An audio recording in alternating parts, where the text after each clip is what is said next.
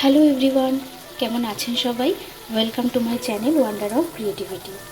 শিম আর আলু দিয়ে একটা নিরামিষ রেসিপি আজকে করে দেখাচ্ছি, যেটা শীতকালে দুপুরবেলা বা রাতের বেলা গরম ভাতের সাথে খেতে। সর্ষের তেল দিয়েছি, তেলটা গরম হলে শিমগুলো দিয়ে দেব। শিমটা দু অর্ধেক করে কেটে নিয়েছি।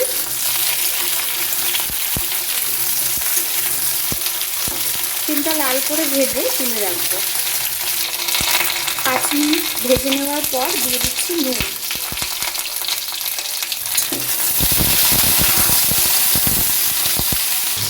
দিয়ে দিচ্ছি হলুদ,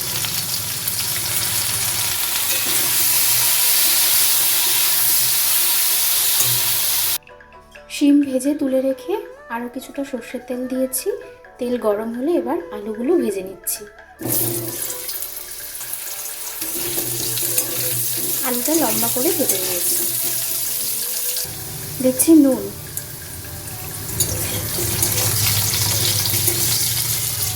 হলুদ,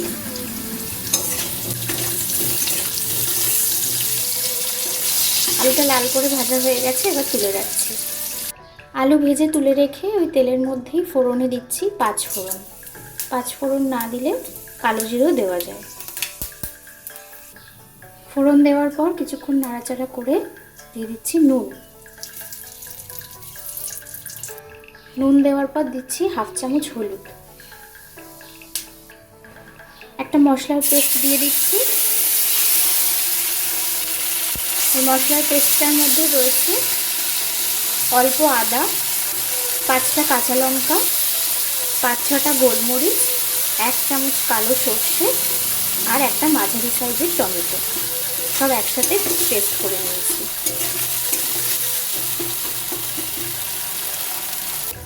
মশলাটা কিছুক্ষণ নাড়াচাড়া করে মশলার বাটি ধোয়া জল দিয়ে দিচ্ছি অল্প।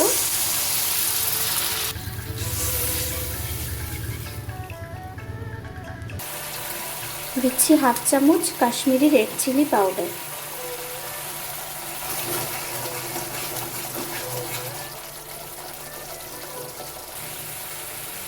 মশলা থেকে তেল ছাড়তে শুরু করলে ভেজে রাখা শিম আর আলুটা দিয়ে দিচ্ছি। শিম আর আলুটা মশলার সাথে 1 মিনিট মতন কষিয়ে নিচ্ছি। সামান্য চিনি দিচ্ছি।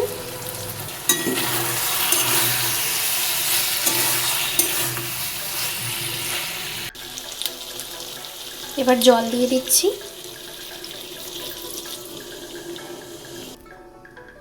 এই তরকারিটা একদম গা মাখা হয়, তাই অল্প পরিমাণে জল দিয়েছি।